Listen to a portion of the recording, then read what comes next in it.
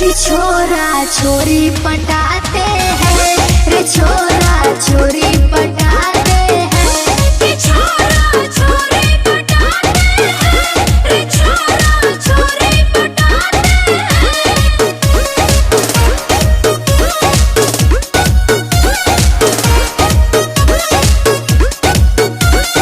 अपना नहीं बताती है, कितना माल उड़ाती है, अच्छे अच्छे लड़कों को उल्लू खूब बनाती है।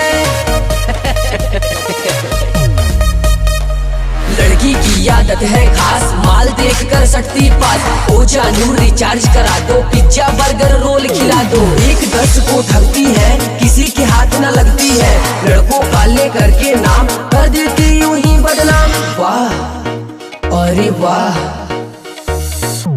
कि छोरी छोरा पटाती है रे, छोरी छोरा पटाती है कि छोरी छोरा पटाती है रे, छोरी छोरा पटाती है।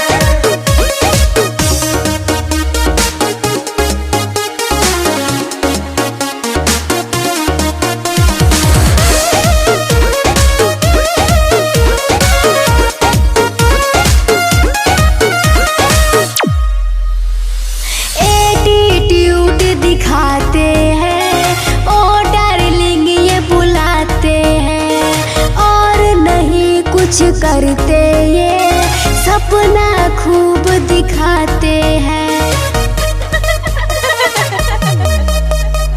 लड़का लड़की से बोले तेरे लिए ये दिल डोले, दूर नजर से जाना ना, जहाँ कहूँ मैं